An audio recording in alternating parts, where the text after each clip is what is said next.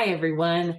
I just was in the woods walking. It was a beautiful day, and I feel like I was walking along a spot that I go by, maybe not every time, but often, really often. I've seen it so many times, and I always find it just kind of this interesting, beautiful spot.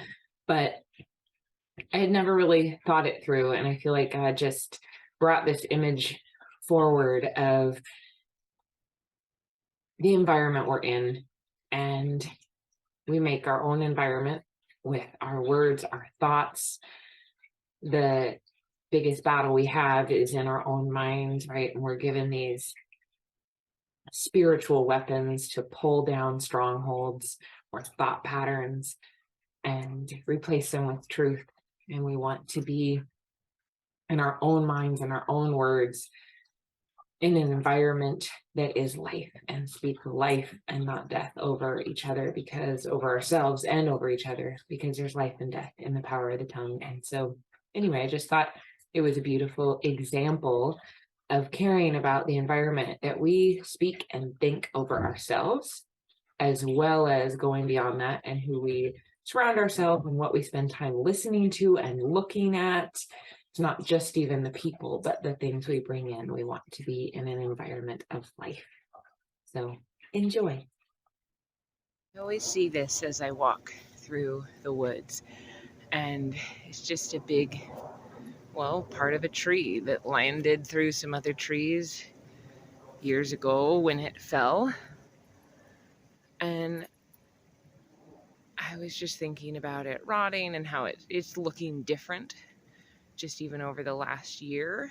Um, just a little more broken apart, but there's some broken limbs and different things down there, but there's no tree trunk that matches on either side,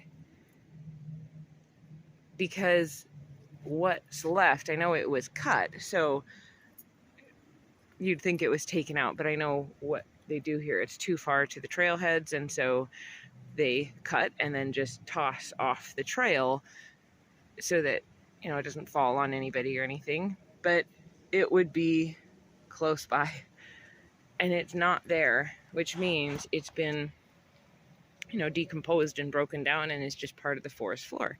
And yet this part of the tree is really pretty sturdy looking. I mean, it's splitting and everything, but it's really pretty sturdy looking. And what's interesting is it's in a different environment, right? Like, it's getting air, it's getting wind, it's getting light, and it's getting to be held up by trees that are full of life. These trees don't have leaves on them right now, but they are living. Well, actually, the one on the right kind of broke off this winter, but the one on the left, which they're the same tree, but the tree itself is still alive, had plenty of leaves and everything. And so it's touching life.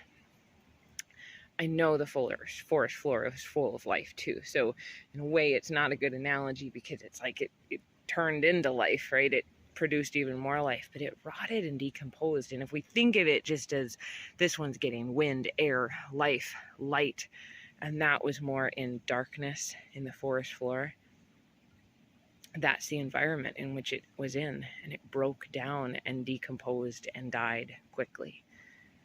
We want to be surrounded by life, light, air, movement,